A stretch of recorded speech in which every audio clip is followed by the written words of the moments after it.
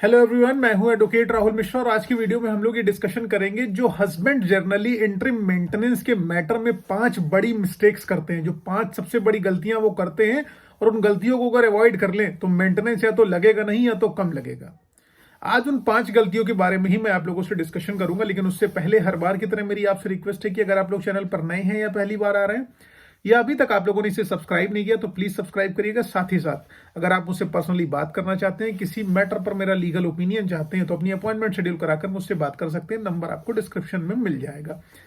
देखिए दोस्तों, जो इंटरिम मेंटेनेंस के मैटर में हम लोग एज अ हस्बैंड जो सबसे बड़ी गलती करते हैं, रिप्लाई ठीक से नहीं बनाते हैं। अब आप कहोगे सर रिप्लाई ठीक से नहीं बनाते, हम तो 30-40 पन्ने का रिप्लाई बना के दिए थे आपको और आप बता रहे हो रिप्लाई ठीक से नहीं बनाते। यही सबसे बड़ी गलती करते हैं।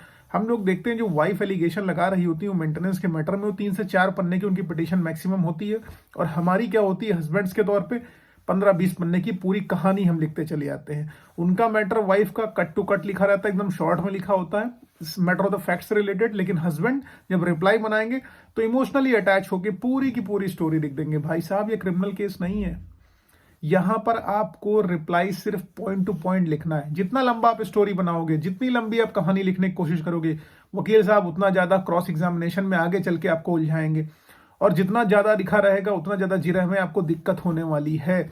बहुत सारे इस तरीके के लोग आते हैं, हम लोग एज अ लॉयर उनको मना करते हैं कि भैया इतनी लंबी चौड़ी पिटीशन में रिप्लाई आप मत बनवाइए, लेकिन वो लोग मानते नहीं। रिप्लाई जो रिटर्न स्टेटमेंट होता है बहुत लंबा चौड़ा बनाते हैं वो लोग, और उससे बहुत ज्यादा दिक्कत उनको आगे चल के क्रॉस एग्जामिनेशन में होती है। लड़की जो है मान लीजिए कभी उनको कह देती है अपने उसमें कि ये इंपोर्टेंट है, ठीक, फिर लड़का उसमें जस्टिफिकेशन देता है कि ये हुआ था तो वो हुआ था तो प्रेगनेंसी आ गई तो ये आ गया तो हम इंपोर्टेंट कैसे, दुनिया भर की चीजें लिखता है। वो लिखे इंपोर्टेंट है आप, लेकिन नहीं है, ठीक है। उसके बाद 30-40 पन्ने की पिटीशन बना के उसमें कुछ रिजल्ट नहीं आना है, इसलिए रिप्लाई हमेशा छोटा बनाइए। दूसरी जो सबसे बड़ी गलती हम लोग क्या करने लगते हैं कि अपनी, जैसे हमारे पास जो है इंटरिम मेंटेनेंस का या मेंटेनेंस का नोटिस रिसीव होता है, हम क्या करते हैं अपनी लायबिलिटी बढ़ाने के चक्कर में लग जाते हैं या अपनी प्रॉपर्टीज को डिस्पोज ऑफ करने लगते हैं। आप कहोगे कि सर आपने तो एक बार बताया था अपनी लायबिलिटीज बढ़ाइए, अपनी प्रॉपर्टीज को डिस्पोज ऑफ करिए, दूसरों के नाम पर ट्रांसफर करिए। उस कंडीशन में करी जाती है जब आपको पता हो कि केस आपके ऊपर श्योर शॉट होने वाला है, लेकिन आपको नोटिस नहीं रिसीव हुआ हो। यहां पर मैं कह रहा हूं जब नोटिस रिसीव हो गया तो लायबिलिटी बढ़ा के फायदा क्या है, ये सब फालतू के काम है।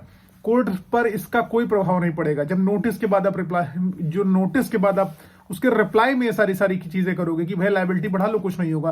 कुछ लोग होंगे घर द्वार अपने भाई बहन के नाम पर ट्रांसफर करने लगेंगे, कार्ड ट्रांसफर करने लगेंगे। ये सारी चीजें आपको नोटिस के पहले करनी चाहिए थी। नोटिस के बाद अगर करेंगे तो यकीन मानिए आपको कोई फर्क नहीं पड़ेगा। कोर्ट में आपका नेगेटिव मैसेज जाएगा कि आपने प्रॉपर्टी डिस्पोज ऑफ करी सिर्फ और सिर्फ मेंटेनेंस से बचने के लिए, ताकि आपको एफिडेविट में ये सारी की सारी चीजें ना शो करनी पड़े।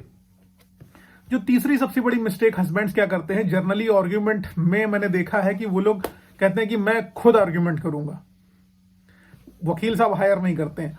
और एक बार जो आपने कह दिया वो ऑन रिकॉर्ड आ गया तो उसको कोई मिटा नहीं सकता। आर्ग्यूमेंट के तौर पर एक्सपीरियंस का मुकाबला, समझ लीजिए जो 20 साल 25 साल वकील साहब लोग जो है अपनी जिंदगी कोर्ट में घिस रहे हैं, 10 साल 5 साल, आप आओगे 2 दिन में कोर्ट में उनके एक्सपीरियंस का मुकाबला कर ले जाओगे, नहीं कर पाओगे, जर्नली नहीं कर पाओगे। अब भाई 100 में एक आदमी, 1000 में एक आदमी ऐसा आता है जो बहुत नॉलेजेबल होता है और उसको गॉड नहीं पैदा किया तो मुकदमा लड़ने के लिए, तो अलग चीज है। लेकिन आर्ग्यूमेंट के स्टेज पर जब आर्ग्यूमेंट करना है तो आप वकील हायर करिए, वकील साहब के माध्यम से आर्ग्यूमेंट करिए। खुद करने की कोशिश करेंगे तो आपके लेने के देने पड़ जाएंगे, ये गारंटी मैं बता रहा हूं इस चीज की। And don't act over smart in this, वकील के माध्यम से ही चीजें करिए, अदरवाइज वकील साहब नहीं रहेंगे तो आपको प्रॉब्लम आगे चल के हो जाएंगी। जो चौथी सबसे बड़ी मिस्टेक करते हैं, चौथी सबसे बड़ी मिस्टेक क्या करते हैं, जो एफिडेविट होती है, हम लोग एफिडेविट प्रॉपरली फिल नहीं करते। नेट से डाउनलोड किया, क्रॉस टिक किया, छोड़ दिया।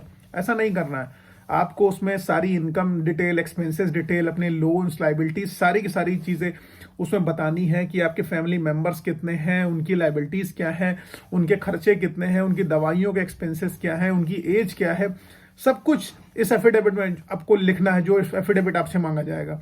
ऐसा नहीं कि सिर्फ छोटी मोटी डिटेल्स आपने लिख देनी, सब डिटेल्ड में लिखनी है। उसमें एफिडेविट में सब कुछ डिटेल्ड में लिखना है।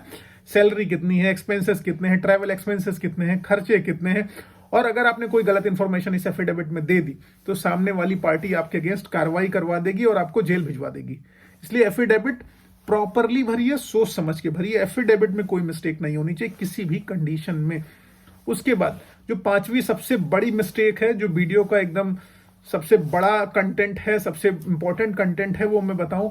पांचवी जो सबसे बड़ी मिस्टेक हम लोग करते हैं कि अगर हमको पता होता है कि हमारी वाइफ एडल्ट्री में रह रही है, तो हम क्या करते हैं, आर्ग्यूमेंट करने लगते हैं और इन्फॉर्मेशन कोर्ट को पहले नहीं देते कि वाइफ एडल्ट्री में रह रही, बाद में देते हैं। नहीं, आपको पता है कि अगर आपकी वाइफ एडल्ट्री में रह रही, तो आपको पता है कि एडल्ट्री में रहने वाली महिला को मेंटेनेंस किसी हालत में नहीं मिलना चाहिए। जब उसको मेंटेनेंस मिलना नहीं चाहिए, एडल्ट्री में रह रही है, तो आप मेंटेनेंस देने के लिए आमादा क्यों आर्ग्यूमेंट करने जा रहे हो? आर्ग्यूमेंट ना करिए, आप 125(4) की एप्लीकेशन मूव करिए उसी पिटीशन में, और कोर्ट को बताइए कि मैं इस एप्लीकेशन को मूव करना चाहता हूं क्योंकि मेरी वाइफ एडल्ट्री में रह रही। हो सकता है आपको इस ग्राउंड पर मेंटेनेंस ना देना पड़े, इससे आप बच जाए। इसलिए जब आपको मेंटेनेंस के आर्ग्यूमेंट करने से पहले 125(4) की एप्लीकेशन कोर्ट में मूव करनी होगी। अगर इसको मूव करते हैं तो आपको किसी भी कंडीशन में उसको मेंटेनेंस नहीं देना पड़ेगा, अगर आप साबित कर ले गए तो। अदरवाइज इंटरिम तो बंद ही जाना है। इसलिए पहले एडल्ट्री पे बहस करें वो, ना कि आर्ग्यूमेंट करें जो है मेंटेनेंस पे। इसलिए ऐसी चीजें करिए। आपको उम्मीद है कि सारी की सारी चीजें क्लियर हैं, और मेरा अपना मानना है कि मेंटेनेंस की वजह से ही मैट्रिमोनियल विवाद होते हैं। अगर जिस दिन से मेंटेनेंस देना बंद हो जाएगा, उस दिन से मैट्रिमोनियल विवादों की जो संख्या है, जो एक्चुअल में कम है और जो फर्जी वाले हैं वो बहुत ज्यादा है। तो एक्चुअल में जो मेरा अपना ओपिनियन है, पर्सनल ओपिनियन है, कि जितने भी मैट्रिमोनियल विवाद होते हैं, जितने मैट्रिमोनियल लिटिगेशंस बढ़ती चली जा रही हैं, जितने मैट्रिमोनियल केसेस बढ़ते जा रहे हैं फेक वाले, वो बंद हो जाएंगे जिस दिन से मेंटेनेंस का चैप्टर क्लोज हो जाएगा। क्योंकि रिस्पॉन्सिबिलिटी अंतोगत्वा किस पर आनी है मेंटेनेंस देने की? वो हम हस्बैंड्स के ऊपर आनी है, ना कि वाइफ्स के ऊपर आनी है। आपको ये सारी की सारी चीजें क्लियर होंगी। क्लियर है तो प्लीज आप लाइक शेयर सब्सक्राइब करना मत भूलिएगा, और साथ ही साथ बेल आइकन जरूर प्रेस करना, ताकि आपको इंपॉर्टेंट नोटिफिकेशन सबसे पहले मिले। और एक चीज और, अगर आप लोगों ने मुझे फेसबुक, इंस्टाग्राम, ट्विटर पर अभी तक फॉलो नहीं किया तो प्लीज वहां फॉलो करिएगा। ये हम्बल रिक्वेस्ट है। पर्सनली बात करनी है, अपॉइंटमेंट शेड्यूल कराइए, नंबर डिस्क्रिप्शन में मिल जाएगा। अपॉइंटमेंट शेड्यूल करा के आप किसी भी पॉइंट पर मुझसे बात कर सकते हैं। Thank you so much. जय हिंद।